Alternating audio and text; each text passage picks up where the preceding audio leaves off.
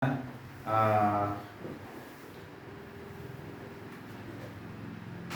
apa namanya ada beberapa waktu lalu atau ini boleh menjadi satu perdebatan yang apa namanya selalu menarik dan menggelitik ya. Ada istilah apa namanya pribumi dan non pribumi ya. Itu sesuatu yang menggelitik bagi dunia. Tetapi bagi orang percaya itu tidak ada apa-apanya. Ya. Tadi pujian satu pujian yang mengatakan aku tidak mengharapkan munculnya sinar mentari di waktu pagi, tapi justru aku mengharapkan kasih Tuhan itu yang datang. Orang kalau sampai ada di titik puncak itu, saya yakin dia dapat menikmati betapa Allah mengasihi dirinya. Seolah-olah mentari itu tidak ada bandingnya dengan kasih Tuhan yang dia rindukan, yang dia harus menempel dalam dirinya. Jadi seolah-olah matahari, aku nggak peduli, matahari tidak bersinar hari ini pun aku nggak peduli, tapi Yesus itu harus tetap bersinar dalam diriku. Saudara yang dikasih Tuhan, berbicara tentang pribumi non pribumi, saudara tahu bahwa kita dulu pernah dijajah oleh penjajah, dan saudara tahu juga bahwa ada sebagian masyarakat Indonesia secara khusus suku Jawa itu yang ada di satu negara sekarang ini. Saudara tahu ya, di negara mana? Suriname ya.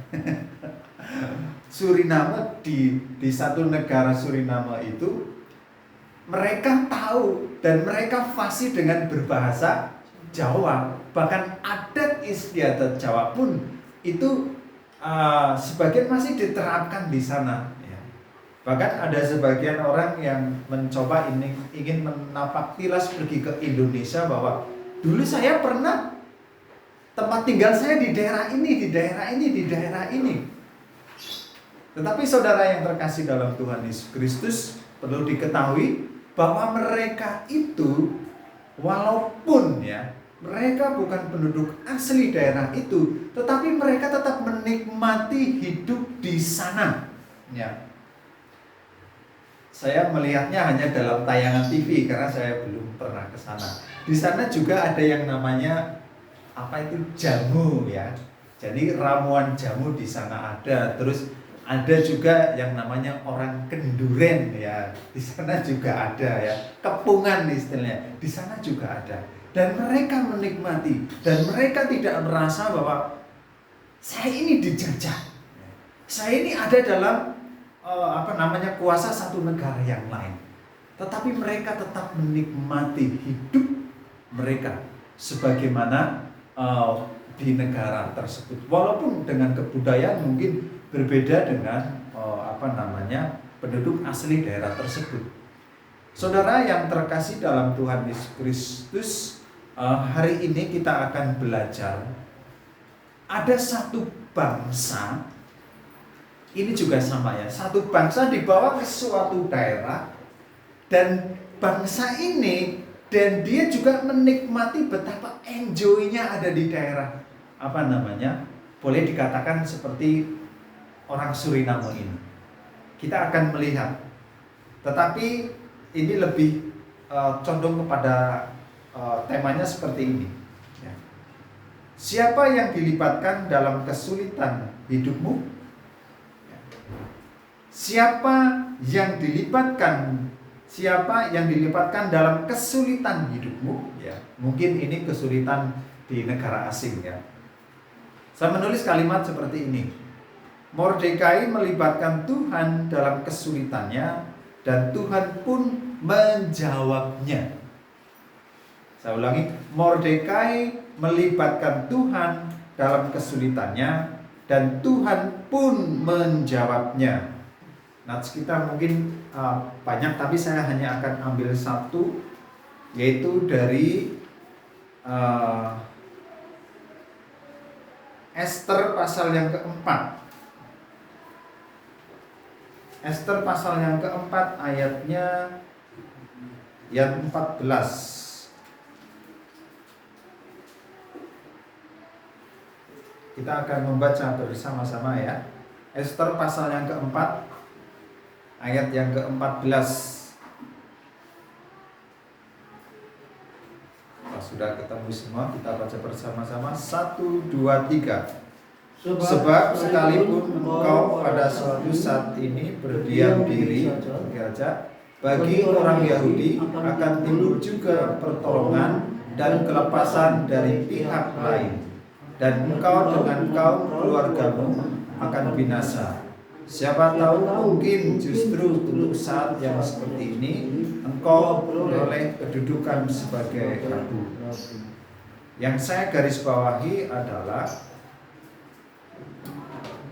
sebab sekalipun engkau pada saat ini berdiam diri saja, bagi orang Yahudi akan timbul juga pertolongan dan kelepasan dari pihak lain. Ini yang ngomong adalah Mordekai. Saya ulangi, bagi orang Yahudi akan timbul juga pertolongan dan kelepasan dari pihak lain. Iman Mordekai ketika dia mengalami kesesakan. Saudara yang terkasih, ada 2 garis besar saja ya, tidak panjang ya. Saudara yang terkasih dalam Tuhan Yesus Kristus, garis besar yang pertama adalah kesulitan hidup Mordekai. Saudara mungkin sudah pernah membaca kitab Ester ini beberapa kali, dan kisahnya mungkin saudara juga sudah hafal. Tetapi saya diberkati ketika saya membaca kitab Ester ini, Mordekai dan bangsanya begitu dia menikmati ada di tempat pembuangan ya. Kalau boleh seolah-olah saya katakan ini seperti bangsa Suriname yang menikmati walaupun mereka tidak ada di tempat aslinya, tetapi mereka menikmati dengan enjoy. Kesulitan hidup Mordekai. Mordekai adalah tawanan Raja Nebukadnezar yang dibawa ke Persia bersama Yoyakin Raja Yehuda. Ia berasal dari suku Benyamin, bangsa Yahudi di Persia. Jumlahnya tidak sedikit dan tersebar ke seluruh wilayah kerajaan Persia, sekitar 127 provinsi. Jadi orang Yahudi yang dibawa oleh Nebukadnezar pada waktu itu jumlahnya tidaklah sedikit ya. Itu jumlahnya cukup banyak. Dan ketika mereka dibawa ke Persia di sana, mereka tidak sepertinya, kalau kita melihat nanti ke bawah, mereka tidak tinggal dalam satu kelompok, tapi mereka tinggalnya berpencar. Jadi tidak hanya dalam satu Purwokerto ya, tetapi sepertinya ada di Purwokerto juga, ada di Cilacap juga, ada di Gombong juga, ada di Banjarnegara dan Purbalingga, seumpama seperti itu. Jadi ada di berbagai macam lokasi orang-orang Yahudi ini, dan mereka hidup menikmati ya dalam pembuangan di kerajaan Persia. Dan kerajaan Persia pada waktu itu dirajai oleh Ahasveros. Walaupun Mordekai bukan asli penduduk Persia, namun ia mempunyai hak yang sama sebagai orang yang tinggal di Persia. Saudara yang dikasihi Tuhan, kita tidak tahu berapa lama orang-orang Yahudi ketika ada di Persia itu, sehingga hak yang dimiliki oleh orang-orang Yahudi itu akhirnya mempunyai kesamaan. Jadi mereka mempunyai hak yang sama dengan penduduk asli pada waktu itu. Apa buktinya? Kalau Mordekai dan bangsanya itu mempunyai hak yang sama. Di dalam pasal yang kedua ayat yang ke-19.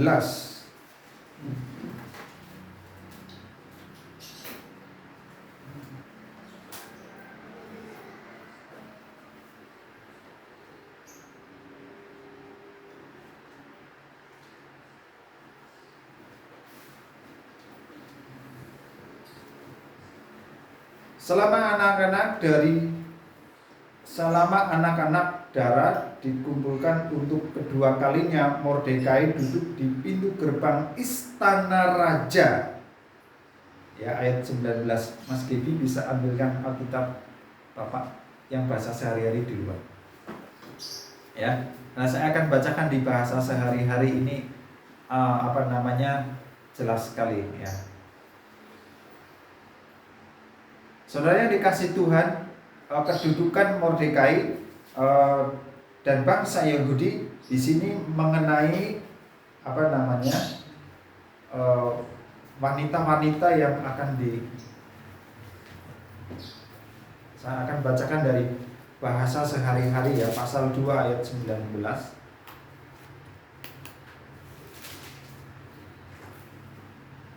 Ini bahasa sehari-hari seperti ini. Sementara itu Mordekai telah diangkat oleh raja menjadi pegawai negeri ya. Pasal 2 ayat 19. Dan sepertinya kalau di sini tidak dikatakan diangkat menjadi pegawai negeri, tetapi di sini selama anak-anak darah dikumpulkan untuk kedua kalinya, Mordekai duduk di pintu gerbang istana raja. Duduk di pintu gerbang istana raja, kalau dalam bahasa sehari-hari dikatakan sementara itu Mordekai telah diangkat oleh raja menjadi pegawai negeri. Jadi kayak semacam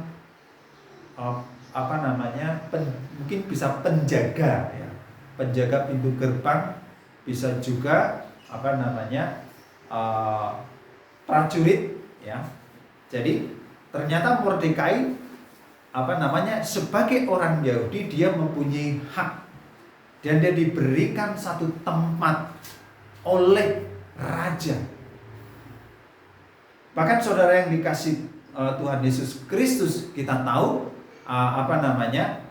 walaupun nanti ketika kita melihat bagaimana ketika Esther diajukan untuk menjadi permaisuri, Mordekai selalu mengingatkan kepada Esther, kamu harus menjaga supaya kamu jangan sampai ketahuan bahwa kamu adalah orang Yahudi. Tapi kita lihat di sini, Mordekai sudah berdiri menjaga pintu gerbang dari kerajaan Ahasweros. Tanggung jawab yang dimiliki oleh Mordekai ini menunjukkan bagaimana kerajaan Persia dia terbuka untuk siapapun. Dan kita tahu juga ketika Esther sudah diangkat menjadi ratu dan dia berbicara kepada raja, Mordekai juga Raja Ahasweros juga tidak kaget bahwa bangsa kami itu akan dibunuh. Dan raja tidak kaget, wah, kamu ternyata bangsa Yahudi. Raja Ahasweros tidak seperti itu. Itu menunjukkan bagaimana raja dia welcome kepada orang-orang pendatang pada waktu itu. Walaupun dia bukan asli penduduk setempat. Saudara yang terkasih dalam Tuhan Yesus Kristus, ini bukti bagaimana Raja Ahasweros dia boleh welcome kepada pendatang, secara khusus adalah orang-orang Yahudi. Saudara yang dikasih Tuhan, selang beberapa waktu Ahasweros mengangkat Perdana Menteri baru yang bernama Haman. Raja membuat aturan supaya semua masyarakat dan pegawai di bawahnya menaruh hormat kepada Haman sebagai Perdana Menteri barunya. Tetapi saudara yang dikasih Tuhan, apa yang terjadi? Haman sebagai orang asli pada waktu itu, dia justru mempunyai gila hormat ya. Jadi setiap kali Haman lewat, dia mengharapkan semua penduduk atau semua pegawai itu sujud menyembah kepada Haman. Artinya sujud menyembah itu sampai ke tanah ya. Harus semua orang itu harus sujud menyembah kepada Haman. Nah, ada suatu kaum, terutama di sini hanya ditujukan hanya Mordekai. Dia melihat salah satu orang dari sekian orang yang hormat adalah Mordekai yang tidak hormat kepada Haman. Dan itu tidak hanya sekali dua kali, tapi setiap kali Haman lewat, Mordekai tidak memberikan hormat kepada dia. Walaupun Mordekai diperintah sama temannya, udahlah, ini kan hanya hormat hanya berapa detik, dan sudah ketika Haman lewat, sudah kita bebas melakukan apa aja di negeri ini. Tetapi Mordekai dengan keyakinannya dia mengatakan tidak. Hormat itu, sembah itu hanya bagi Tuhanku, bagi Allahku saja, dan bukan bagi manusia, apalagi bagi Mordekai. Dia kekeh, dia teguh, dia tetap enggak, keyakinanku bukanlah menyembah kepada Haman atau kepada manusia, dan hanya kepada Tuhan saja aku harus menyembah. Dan akhirnya saudara yang dikasihi Tuhan, Haman menjadi panas hati. Siapa sih dia yang setiap kali saya lewat, dia tidak memberikan hormat dan penyembahan kepada saya? Akhirnya diberitahukanlah kepada Haman bahwa dia adalah Mordekai yang berasal dari kebangsaan Yahudi. Akhirnya dia ngobrol-ngobrol dengan teman-temannya di rumah, dia ngobrol dengan istrinya, dan dia mempunyai rencana jahat untuk menggunakan dari bangsa Yahudi ini. Dan akhirnya dia mendapat gambaran itu, dan dia menganggap yes, itu hal yang terbaik menurutku. Dan akhirnya Haman sampaikan itu kepada raja, dan raja mengatakan, sebagai perdana menteri yang baru, raja mengatakan, apa yang kau pandang baik lakukanlah. Dan dia memberikan cincin yang sebagai metre yang disahkan itu kepada Haman. Akhirnya Haman membuat satu peraturan baru, berhubungan dengan Mordekai yang tidak mau hormat dan menyembah kepada Haman tersebut, yaitu bahwa orang yang tidak menyembah kepada istilah pegawai, yang tidak hormat kepada pegawai, itu harus dihukum mati. Dan Haman menyampaikan bahwa memang ada raja orang sebuah kaum yang melakukan hal itu, dan namanya kaum Yahudi. Dan akhirnya surat itu ditulis oleh sekretaris negara pada waktu itu, kerajaan pada waktu itu. Ditulis dalam apa? Dalam berbagai macam bahasa.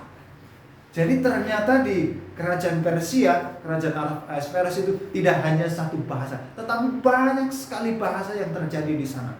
Itu ditulis dan disebar ke semua provinsi. 127 provinsi surat-surat itu disebar. Kita tidak tahu di sini tidak ditulis ada sekian bahasa, ada 5, 10 atau lain sebagainya. Tetapi yang pasti ada berbagai macam suku, ada berbagai macam bahasa di kerajaan Ahasverus pada waktu itu. Dan akhirnya saudara yang terkasih dalam Tuhan Yesus Kristus, Mordekai menjadi sedih. Mordekai menjadi berkabung dengan adanya peraturan yang dia baca, bahwa bangsa Yahudi itu akan dibunuh, termasuk dirinya. Dan dia juga melibatkan termasuk Esther dan saudara-saudaranya. Itu akan dibunuh semua. Mordekai berkabung. Mordekai sedih. Dan Mordekai menyopek pakaiannya, dan dia memakai kain kalau dalam bahasa sehari-hari itu kain karung, kain bertanda sedih, kain yang mungkin tidak indah, kain yang mungkin jelek, itu tanda berkabung, tanda sedih. Dan mereka tidur melampuki, atau mereka tidur di abu, atau mereka menaburi dengan abu atau debu, menunjukkan bahwa aku orang yang sedang sangat kesedihan. Sangat kesedihan. Saudara yang terkasih dalam Tuhan Yesus Kristus, Mordekai berkabung. Dan Mordekai sangat sedih dengan adanya berita. Dan kesedihan itu tidak hanya dialami oleh Mordekai sendiri, tetapi di seluruh negeri Persia itu, dengan adanya pemberita akan dibunuhnya bangsa Yahudi itu, semua mereka juga mengalami satu kesedihan. Saudara yang terkasih dalam Tuhan Yesus Kristus, mungkin kita juga pernah mengalami yang namanya kesedihan, dan kesedihan mungkin tidak seperti yang dialami oleh Mordekai sampai akan mengalami ancaman pembunuhan. Mungkin kesedihan yang kita alami akan bermacam-macam. Tetapi mungkin ada satu kesedihan yang membuat kita seperti berdoa pun susah. Ada orang mengancam kita, ada ekonomi mengancam kita, ada kedudukan mungkin mengancam kita, dan kita sepertinya sudah putus asa, atau sakit penyakit mengancam kita, dan kita sepertinya sudah tidak mungkin. Ya, usia mengancam kita semakin lama semakin menyusut. Mungkin kita pernah terancam dan kita berkabung seperti yang dialami oleh Mordekai.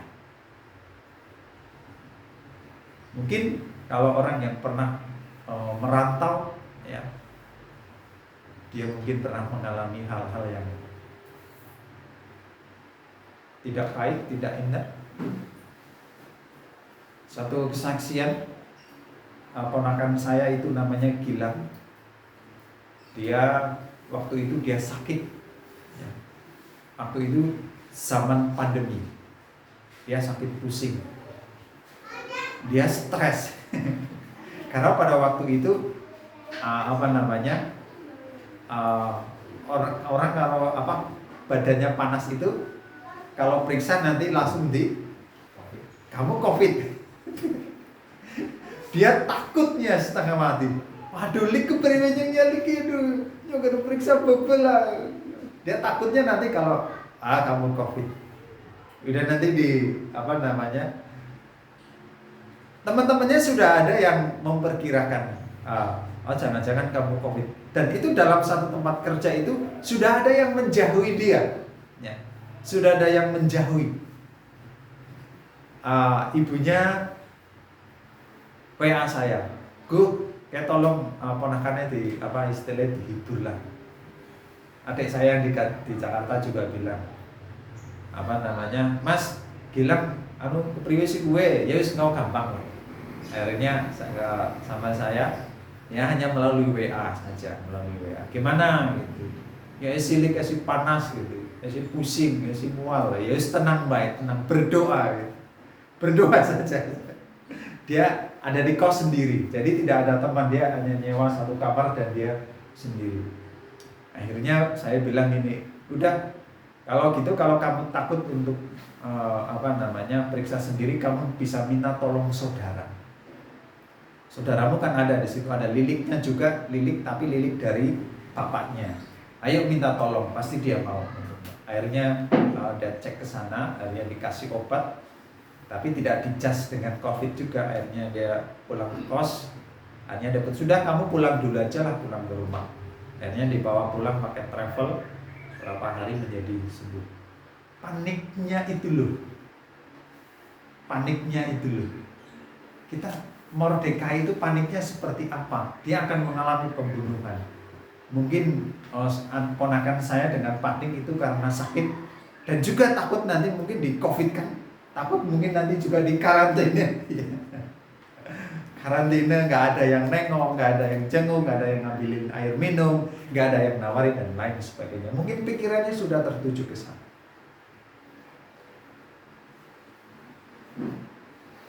Tetapi saudara yang dikasih Tuhan, bersyukur juga, ini kesaksian dari saya. Saya di sini juga pendatang ya.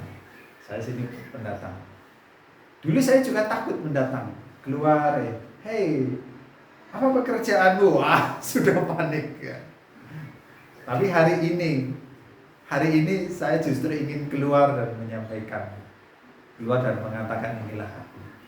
Dan bersyukur saudara, di tempat kami tinggal, walaupun kami masih belum asli penduduk sini, tapi mereka sudah begitu menganggap seperti keluarga, ya. Menganggap justru seperti oke ini Juliani ya, padahal bukan. Dan ada rasa ya seperti kampung sendiri akhirnya, walaupun awal-awalnya tidak. Saudara yang terkasih dalam Tuhan Yesus Kristus, lalu apa yang dilakukan? Ini poin yang kedua. Apa yang dilakukan oleh Mordekai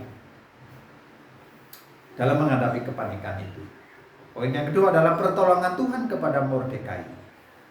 Mordekai dan bangsanya di seluruh Persia berdoa dan berpuasa kepada Tuhan. Mereka berdoa dan menyembah.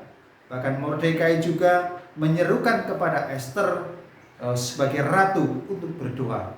Bahkan ratu juga menyerukan kepada, ayo kita ratu yang menyerukan kepada Mordekai supaya semua bangsa Yahudi yang ada di Persia berdoa selama 3 hari. Doanya untuk apa? Esther minta, doakan supaya saya menghadap Raja Ahasveros akan menyampaikan masalah itu. Suruh mendoakan Esther untuk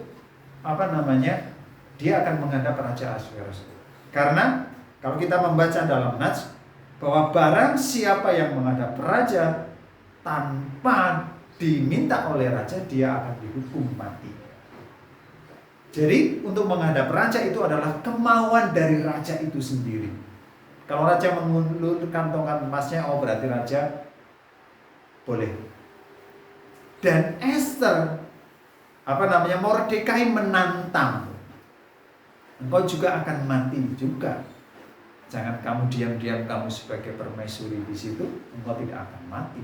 Engkau akan ketahuan kalau kamu sebagai orang Yahudi. Tapi akhirnya Esther meminta, ayo Mordekai, ajak semua orang Yahudi untuk berdoa selama 3 hari untuk saya menghadap Raja Ahasveros. 4 ayat 14, orang Yahudi pasti akan mendapat pertolongan. Ya, ini Esther meminta supaya berdoa dan puasa 3 hari untuknya menghadap raja. Keselamatan orang Israel sudah direncanakan. Ini yang ternyata Tuhan itu sudah menyediakan, ya. Kekhawatiran Mordekai itu ternyata tidak diketahui bahwa sebenarnya dia sudah menyelamatkan dirinya, ya. Saudara, kalau saudara lihat, ya, di dalam pasal 5 ayat 1 dan 2, Esther di 5 ayat 1 dan 2, ya. Pada hari yang ketiga Esther mengenakan pakaian ratu, lalu berdirilah ia di pelataran dalam istana raja, tepat di depan pintu istana raja. Raja tepat di dalam pintu raja bersema yang di atas tata kerajaan di dalam istana, berhadapan dengan pintu istana itu. Ketika raja melihat Esther, sang ratu berdiri di pelataran, berkenanlah raja kepadanya, sehingga raja mengulurkan tongkat emas yang di tangannya kepada Esther, lalu mendekat Esther dan menyentuh ujung tongkat itu. Ini adalah boleh dikatakan usaha yang dilakukan oleh Esther untuk menghadap raja. Ya.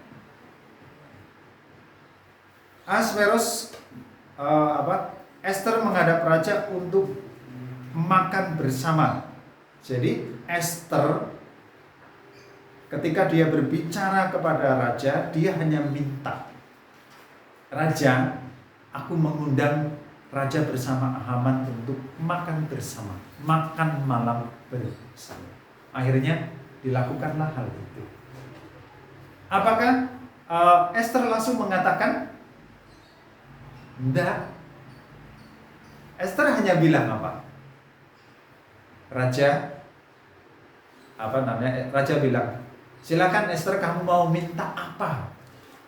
Setengah kerajaan pun akan kuberikan kepadamu. Tapi Esther bilang, Raja, kalau boleh besok raja datang ke sini lagi untuk perjamuan makan. Gak ada kata-kata tentang keluh kesah tentang orang Yahudi yang akan dibunuh. Tapi Esther hanya bilang seperti itu.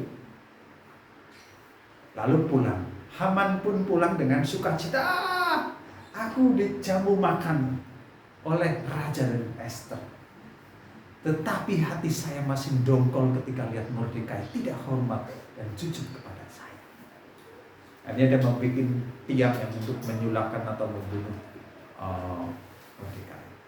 Saudara yang dikasih Tuhan, siapa yang membuat ketika raja pulang dan raja menjadi gelisah, terus malam itu raja meminta kepada panitera atau pegawai kerajaan untuk membuka satu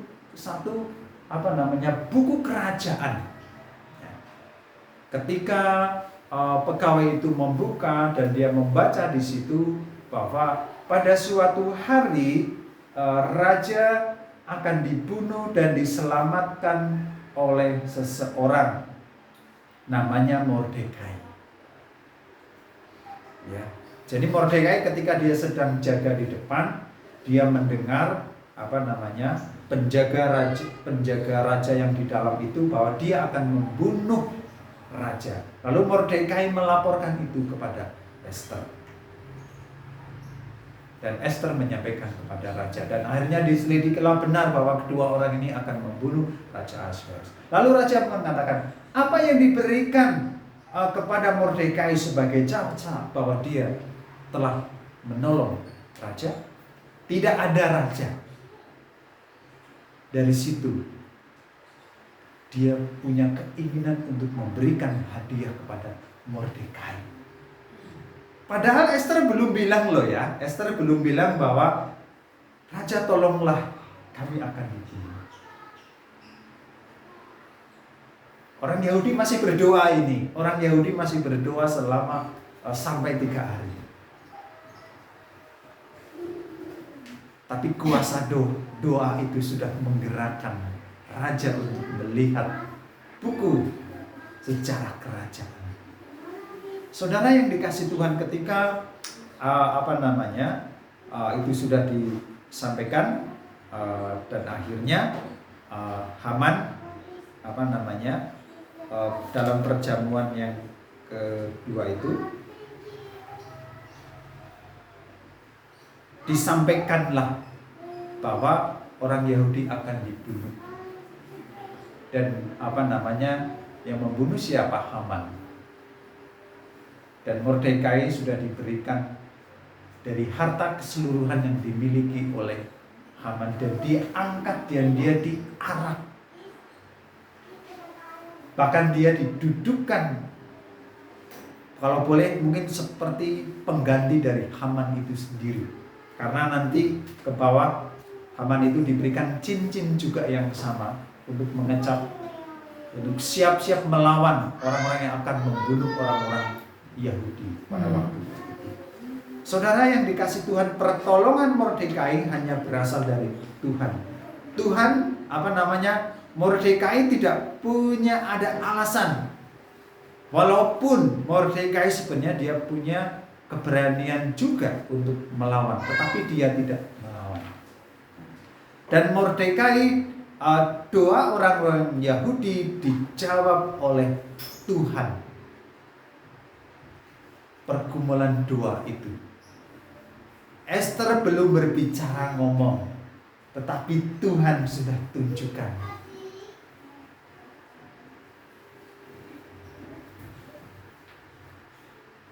Apakah kita masih mengandalkan diri kita sendiri, kekuatan kita, kepandaian kita, kedudukan kita, kekayaan kita? Apakah kita masih mengandalkan itu? Dan kita lihat Mordekai ketika mendengar berita itu, dia memang sedih. Dan Esther mengajak, ayo kita berdoa kepada Allah kita. Kita lihat Mordekai, dalam dirinya dia tidak, masih ada Allah Israel, Allah yang membawa keluar dari tanah Mesir dan lain sebagainya. Dalam hatinya masih ada Allah itu. Dan ternyata Tuhan sudah menolong bangsa Yahudi sebelum mereka mengalami shock akan dibunuh. Yaitu sebelum ada Haman mengancam, sebenarnya Mordekai sudah diberikan, ini loh sebagai bekal nanti kamu nolong raja, kamu tidak dapat hadiah, tapi suatu saat nanti kamu akan dapat hadiah. Jadi di sini seorang yang dikasih Tuhan, kehidupan sebagai orang percaya, jangan menganggap bahwa kita hari ini berbuat baik, kita akan panen hari ini. Belum tentu. Mordekai, dia menanam kebaikan, dia langsung terima? Enggak. Tapi kemungkinan berapa tahun atau karena sini tidak dijelaskan, dia baru menikmati.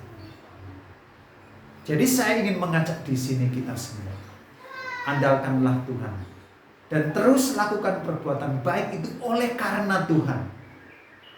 Jangan berpikir aku berbuat hari ini, aku akan mendapatkan hari ini. Tapi terus meneruslah berbuat baik dan lakukanlah ibadah itu kepada Tuhan. Karena ada saat-saat tertentu Tuhan akan balas kepada kita, seperti Tuhan melakukan Mordekai. Dan tentunya kehidupan kita juga, iman kita, doa kita, persekutuan kita dengan Tuhan, tidak hanya beribadah PA, tapi kehidupan doa setiap pribadi saudara itu harus dibangun. Yuk bangun, bangunlah mesbah keluarga, ya. Seperti yang dialami kesaksian minggu yang lalu Mas Heri dan keluarga besarnya. Itu hal yang luar biasa bagi Tuhan, ya. Itu jemaat yang besar menurut saya, dan menurut Tuhan pun itu kelompok yang sangat besar. Karena kelompok besar itu bukan segi jumlah, tapi kualitas, ya. Tuhan ingin kualitas hidup kita di hadapan Tuhan. Orang jumlahnya banyak tetapi hatinya, ya, hatinya kemana-mana, pikirannya kemana-mana, di hadapan Tuhan nol besar, gak ada apa-apanya. Tetapi orang 1-2 berkumpul, mereka sepakat di dalam namaku, Tuhan ada di situ dan Tuhan mendengar doa. Minggu yang lalu merupakan kesaksian doa yang luar biasa.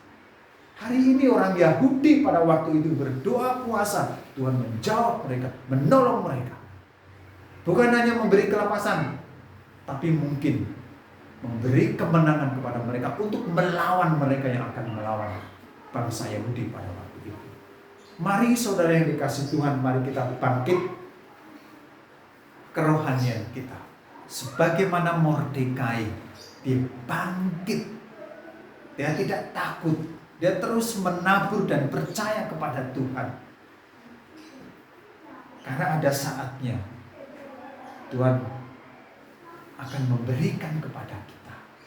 Tapi teguhlah, berdiri teguhlah, apapun keadaanmu, dan Tuhan akan selalu menolong kita semua. Amin saudara. Amin. Saya ingin menyanyikan satu pujian kasih yang sempurna.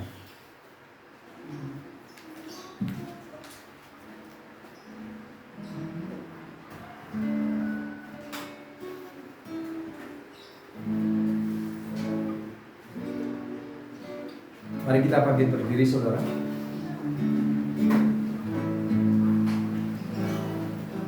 Kasih yang sempurna telah